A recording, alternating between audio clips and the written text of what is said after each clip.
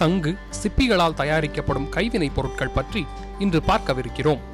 புனித நகரமான ராமேஸ்வரத்தின் சிறப்பே அதன் கடற்கரைதான். இயற்கை படைத்த அதிசயத்தில் ஒன்றான கடலில் எத்தனையோ உயிரினங்கள் வாழ்கின்றன. ஆனால் அதில் குறிப்பிட்டு சொல்லக்கூடிய சங்கு, சிப்பியின் தோற்றம், வாழ்வு முறை முற்றிலும் வித்தியாசமானவை. சங்குகள் கூட்டம் கூட்டமாக வாழும் தன்மை கொண்டவை. கடலின் அடிமட்டத்தில் பெரும்பாலும் பாறையோரத்தில் இருக்கும் திடமற்ற மெல்லிய மணற்பகுதிகள் சங்குகள் வாழ்கின்றது. இந்த இடங்கள் சங்கு படுகைகள் என்று அழைக்கப்படுகின்றன. சங்கு மென்மையான உடல்வாகை கொண்டிருப்பதால் அவற்றை பாதுகாக்க இயற்கையிலேயே ஓடு போன்ற மேற்பகுதியை கொண்டுள்ளது. பிறந்தது முதல் இந்த ஓடு சிறிது சிறிதாக வளர்ச்சியடைகிறது. ஆண் சங்குகளை விட பெண் சங்குகள் அதிக அளவில் வளர்ச்சியடைகிறது. வெண் சங்கு, மாட்டுத்தலை சங்கு, தவளை சங்கு, வாழைப்பூ சங்கு, விநாயகர் சங்கு, ஐவிரல் சங்கு, தேள் சங்கு போன்ற பல வகைகள் இவற்றில் உள்ளன. ராமேஸ்வரம் அருகே உள்ள மன்னார் வளைகுடாவில் அதிக அளவில் சங்கு மற்றும் முத்துச்சிப்பிகள் கிடைக்கின்றன.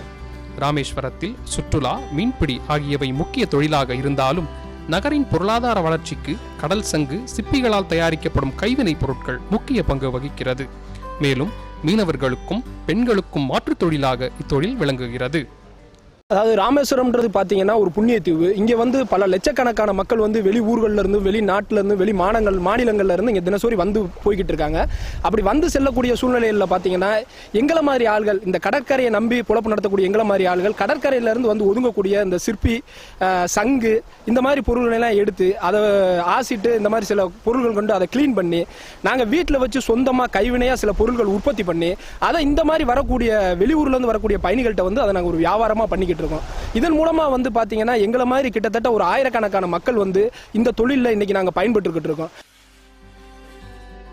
கடலில் இருந்து எடுத்து வரப்பட்ட சங்குகள் அனைத்தும் மலை போல் குவித்து வைக்கப்படுகிறது. அதிலிருந்து சங்குகளின் வகை தரம் பிரிக்கப்படுகிறது. பின் ஓட்டுக்குள் இருக்கும் சிப்பியை கழட்டி எடுக்கின்றனர். அதை இயந்திரத்தின் மூலம் ஒருவர் செதுக்கி அழகுபடுத்துகிறார். பின்பு அதை அமிலத்தில் முக்கி எடுத்து அதை தண்ணீரில் சுத்தம் செய்கின்றனர். இப்படி பல செய்முறைக்கு பின் பளபளப்பான சங்குகள் கிடைக்கிறது. முழு வடிவம் அடைந்த சங்குகளை சல்லடை மூலம் அளவு வாரியாக பிரிக்கப்பட்டு கைவினை தொழிலாளர்களிடம் கொடுக்கப்படுகிறது. அதை அவர்கள் நரம்புகள் மூலம் விதவிதமாக கோர்த்து அழகான தோரணங்கள், மாலைகள், பொம்மைகள், வளையல், மோதிரம், கீச்செயின் உட்பட பல்வேறு பொருட்கள் தயாரிக்கின்றனர். இப்பொருட்கள் 5 ரூபாய் முதல் 30,000 வரையில் மார்க்கெட்டில் விற்பனை செய்யப்படுகிறது. கடை வீதியில் விற்கப்படும் இவ்வகையான பொருட்கள் பல மாவட்டங்கள், மாநிலங்கள் மட்டுமில்லாமல் அமெரிக்கா, ஜப்பான், ஆஸ்திரேலியா போன்ற வெளிநாடுகளுக்கும் அதிக அளவில் ஏற்றுமதி செய்யப்படுகிறது.